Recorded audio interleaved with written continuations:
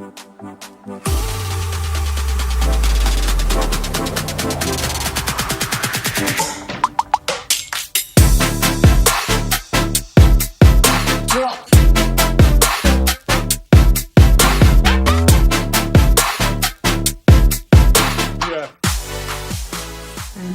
Emily Lawrence here with Jennifer Knox, my co-host.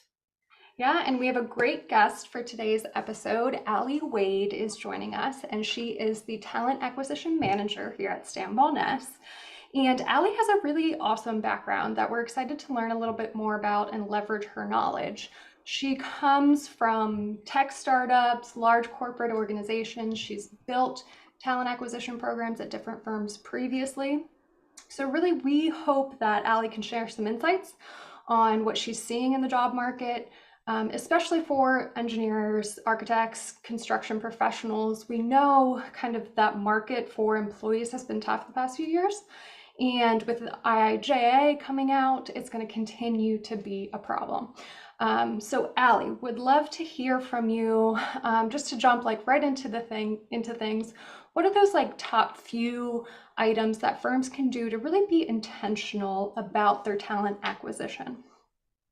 Yeah, I think the first things I typically think of is not everyone wants to hear this, but investing in recruiting, right? If this is something you're going to take seriously for a long period of time and you want your firm to grow, that takes an investment of time and then obviously money.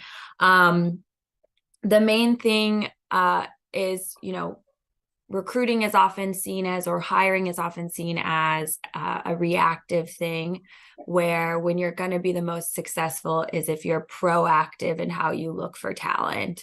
So a couple of things right off the bat is employer branding, always how possible new hire would see your organization, how they see the firm, getting a good idea of your employee value proposition, which is an EVP. So how, what you have to offer, why would someone leave a job, or why would a new career individual want to come to your firm versus someone else? And then, getting a good grasp on, your mission, your values, and your culture is part of that EVP, but understanding how to communicate that to new hires or possible candidates. I would say those are kind of the top things I think of when someone's starting to say, hey, we need to grow this company. We want to really take hiring really seriously. Yeah. And something interesting, Aly, when we were all talking about employer branding before in a previous conversation, but one of the things that stuck out to me that you talked about was the legitimacy of a business, that online presence, and that employer branding being consistent throughout every touch. Yeah. If you think about how people that are maybe Gen Z or in a different demographic go about looking for jobs today, and how people recommend that they do their research. The number one thing people say is do your research before you talk to someone, right? Is you should come to the interview with questions. You should come to the interview prepared to know about the organization. So how is that demographic going to quote unquote do that research? They're going to Google you. That's the first thing they're going to do. Right. And they're going to look on Glassdoor. They're going to see your branding. They're going to see how you, your go-to-market strategies, how you participate, because that's the main way to quote unquote do that research, to feel prepared for that interview.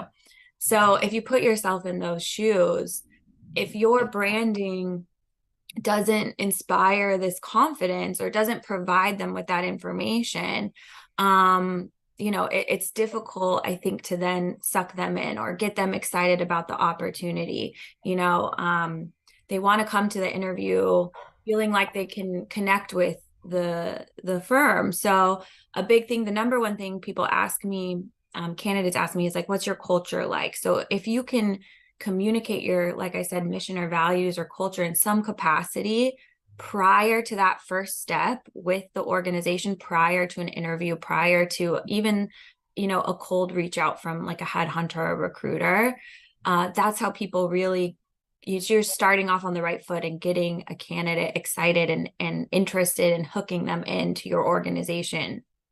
Mhm. Yeah. Yeah. That made sense to me, right? And every touch point, every reach should feel like that brand. Like when they went to their social media, when they've gone to your website and done some research.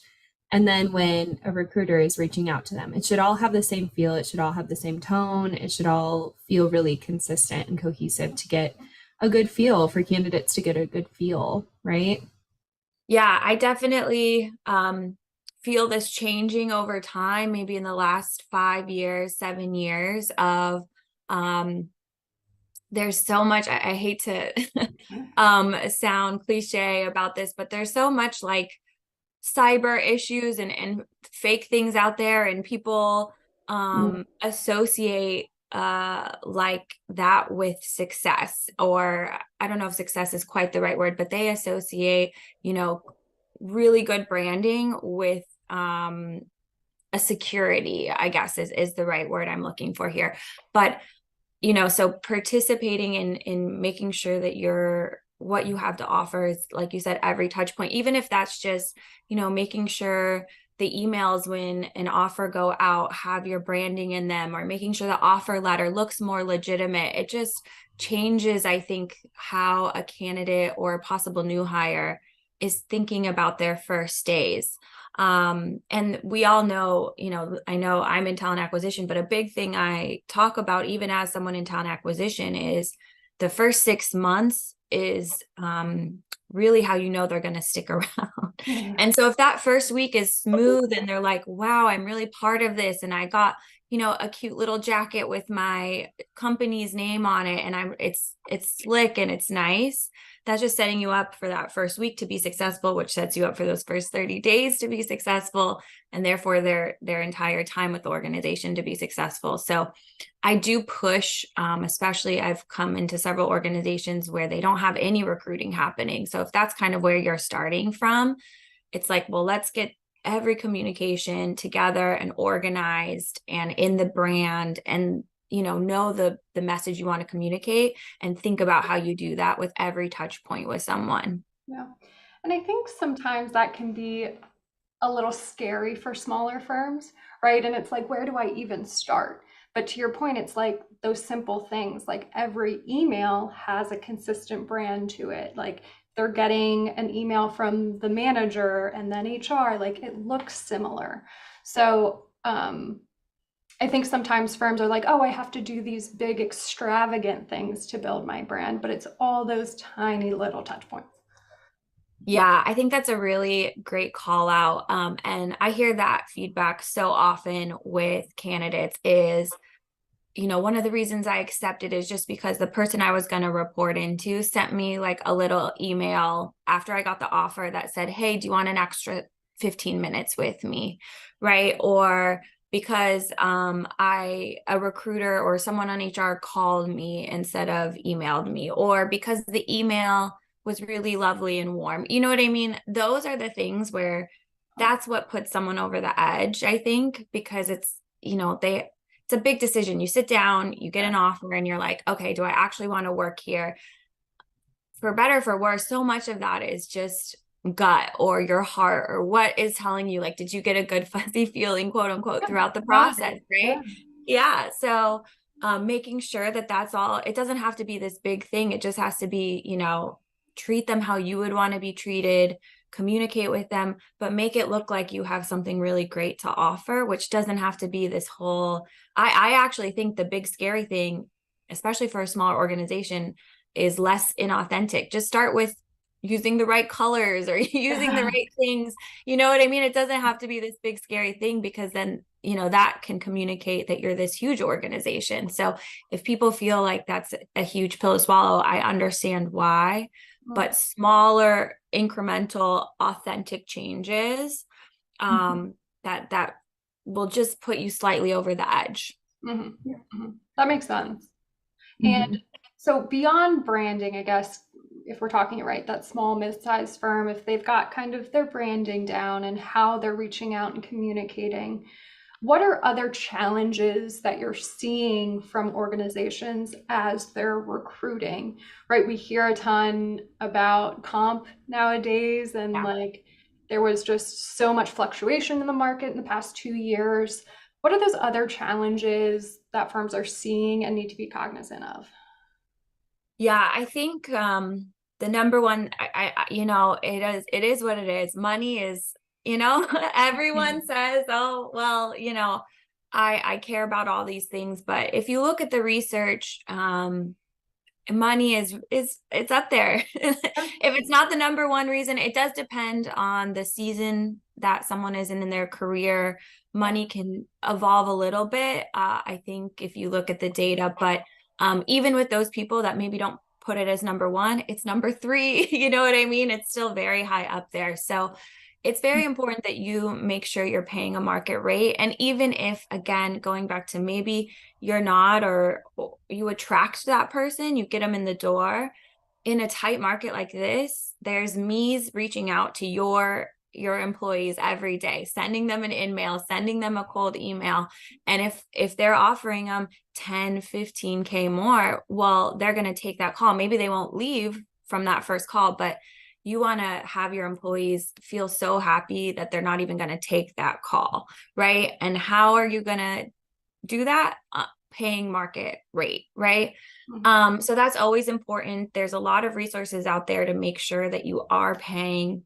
But even if you don't want to invest in a tool to understand the market that well, you can just go and listen to the candidates you're speaking to. They will be very forefront about comp. I think there's a misconception that people just exaggerate, but I actually, in my almost 10 years of recruiting, think people are pretty clear about what money that they want, what's acceptable, and they're not inflating insanely and not adding 30K onto their salary or whatever. But you can do Especially if that. they want to work there. If you've Yeah, made a yeah. place, they're not going to be like, well, I expect this absurd, number that I just made up, but they're going to be Right. clear. Yeah. Yeah. Realistic. But I do think inflation has evolved the comp conversation a little bit. People, if they are going to move, if they're happy, they want it to be worth their while. Mhm. But anyway, getting back to, you can just listen to the people you're talking to. You can go on now, since so many states make it a law to post salary ranges. That's free, right? Going and looking at your competitors' salary bands for every job just to get a good feel if you're in market with the pay. So that's a really easy fix. There's lots of resources. Just Google, civil engineer in Chicago, see how much they're posting their jobs for, and you can get a good idea of it. If at least you're on the same, I kind of say you don't have to be on the same page, but you need to be in the same book or chapter with comp. Yeah. And then, you can figure out the exact details with candidates later on. But if you're not in the same book when it comes to comp, the battle's lost. Yeah. And there are a ton of great resources specific to AEC out there. For listeners, there's PSMJs, Wag White, Pearl Meyer, AIA, and a lot of those organizations, if you participate in their survey, you actually get it then for free. You can interact with their tools either at a discount cost or for free. I know, we leverage those resources when we do compensation benchmarking for firms here. But I think it's been a little tough for firms lately too, because it's like when you're doing that internal compensation benchmarking, if you are raising, salaries, et cetera, you have to be able to then charge that rate back out to the client. So I think we're in an interesting dynamic where we also have to raise our rates as service providers too, to make sure we're recouping those costs from increased salaries. So Yeah. But after we talked about comp for a second, but I had another thought when you asked what else is something. So comp is the big scary thing in the room, but things that you can do maybe if you're not sure about, your comp bands, or like you said, if you're not ready to have that whole conversation with the business about raising rates. Going back to what I said earlier, the employee value prop, I would say the number one question I get asked from candidates is, what is your culture? And that is, I think, a bigger, scarier word than money, honestly, because Yeah. what culture is, I usually personally dig down deeper. Whenever a candidate asks me that, I don't answer that question. I say, well, do you want beer on tap in the office, or do you want, a fully remote environment? Because to me, both of those things are culture, right? So really knowing what that is. But the number one thing I usually do is I go to a hiring team and the manager, and I say, okay, we're in a tight market, right? We need this X position. We only know there's so much of them in the country, and most of them aren't looking, right? They're fully employed because we're in this tight market. So what do we have to offer that person? Money, one, we already covered that. Number two, what can we offer them? Why would they want to lose, in this, tough financial market? They want stability, right? Why would they want to leave their job and come work here? And really sit down and think about that. And, your firm has stuff to offer, and then your individual team has something to offer. And that can be so many different things. Another really big thing when I talked about, okay, comp is really up there, is growth. These individual people want to see their future at an organization. And when I say growth, that doesn't mean management always, right? Maybe I want to be a subject matter expert and I never want to be a people leader. Maybe I want to be really into business development, right? And really do something along those lines. How can you offer that? How do you grow your employees? How are you going to be engaged with these people? Think about that and communicate that when they talk about culture. That's my biggest tip, is don't talk about, I give free LaCroix or whatever. Talk about the important things that people are now caring about when they look at their career. Mm-hmm. Yeah. Well, and I think that's really interesting, the way that you presented when we were having this conversation before, we were talking about employer brand, and you presented your thoughts on, what culture really means, and that it is this like dive down. Each team, each level in an organization has its own culture, right? I mean, the company can say that they promote innovation and collaboration, but like, what does that mean when you dig down to a team level, to a management level? And I think that's a really, really interesting point that people need to be aware of and really think about when they're creating that culture. Yeah, and I think with that example, for that example, if it could actually cause some dissonance if your organization pushes globally innovation, and it's on all hands and it's in every call, and then I'm sitting here and I'm like, okay, well, I joined this company because they said innovation is important to them. I hear it all the time, but in my day-to-day, I don't feel that innovation. I don't feel like I can be a part of that at the organization. That's almost more harmful than not even innovation being brought up in the first place, right? Mm-hmm. So it's really important that you understand, okay, so maybe this is a company value, but like you said, how does my company take innovation? What does innovation mean for mine? And it's an old adage. I don't know how true it is anymore, but people always say people quit managers, not companies. Yeah. And I think I don't know how much I buy into that anymore. There's a lot of different things that go into it, but it's definitely, teams are important. Who you talk to every day is your quote unquote culture, in my opinion. Yeah. Yeah. And I love that who you talk to every day, because it may not be a direct like line of chain of command, right? It could be your project team that really is the culture you're living, breathing every day. And you may not have a, actual reporting structure with those people. So I love that. That's a really cool way to think about it. Yeah. Yeah. And it's all about presenting it correctly too. I'm not talking about let's go in and change your whole team. It's just make sure that you're communicating to find, and that's beneficial for the person joining, but it's also beneficial to you, right? You'll get someone that's in the role faster, that has less of a ramp up, when they're onboarding. It's mutually beneficial to understand what you have to offer, to communicate that correctly, and get the people that want to be in that space and also thrive in that space. Mm-hmm. Well, and I'm sure like it can almost feel like you were lied to walking into a position. Like I've had that experience where it's kind of like, this is not really what I was promised when I got here. And it was a culture or a value mismatch, really more than anything, where I was like, okay, well, had I known that this was actually the value system here and actually the way things happen, I probably wouldn't have joined the company, just because our values are different. And I think that that's a hard thing for both the company, because they're losing someone really quickly, and then also for the employee that walked in thinking they were coming into something, and promised something and felt like they were sort of lied to in some kind of way. Yeah, yeah. I mean, and even that's, I think, worst case scenario. It could even just be, you Yeah, know, they would have, if you just hadn't communicated it, if you had communicated it differently, it yeah, wouldn't have been a problem at all, right. right? But Yeah, suddenly, because it's different than they thought, now it's a problem. You know what I mean?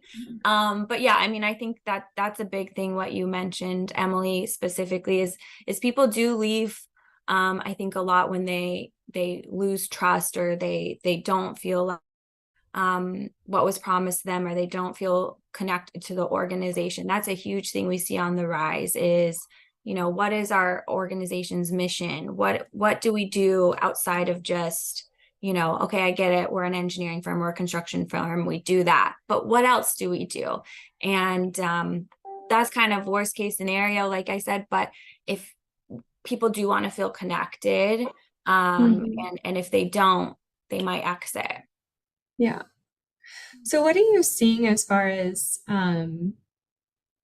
like the reasons that people are giving for why they've accepted a job? We've mentioned money, we've mentioned the legitimacy of like a social presence as an attractive quality, the warmth or the reach outs from management as they go through the process. Is there anything else that you're seeing as sort of a trend that's different now that people really need to focus on? Yeah, I honestly don't think it's that different. I think there's this whole focus on, oh, how do we get millennials? How do we get Gen Z? And I think there are Yeah. some slight differences, but at the end of the day, I kind of touched on this earlier, but growth potential with the firm, make sure this works for me fiscally, and that I connect to the organization. And everyone connects differently too. I think there's this big focus on mission driven, which I mentioned earlier, or do you allow, for example, when I first started my career, no one asked me about our volunteer days, or like, does the company offer volunteer days? And now suddenly that's a question that gets asked all the time, like, do I get special days off? Does the organization sponsor that? But at the end of the day, I think making the company work for you. Obviously, there's been a rise in remote work and something, but you still see candidates. We work at a fully remote organization. I talk to candidates every day that decline me because that's not the right fit for them. So it's hard to blanket, because you can't attract every person for everything, right? You can't just Yeah. make every individual want to work at your company, and nor do you want to. But I do think at the end of the day, the kind of fundamentals of work and why people want to work somewhere and how you get people to work, maybe they're packaged a little bit different, or they have new branding these days, or people use different words, but they're still kind of the truth of what I think they were before. And Yeah. Well, that's good to hear, right? Because it can be, I think, daunting for some companies thinking about filling all these open recs they have, and thinking they need to do something new or different. But it's really what I'm hearing. It's like it's about being your authentic self, communicating that through your employer brand, making sure that those connections and touch points are positive ones, and then taking care of people, right? Fiscally, from a cultural standpoint, from a mental health and benefits standpoint. So it's not overly complicated, but still yeah, can be daunting. yeah. And I think there is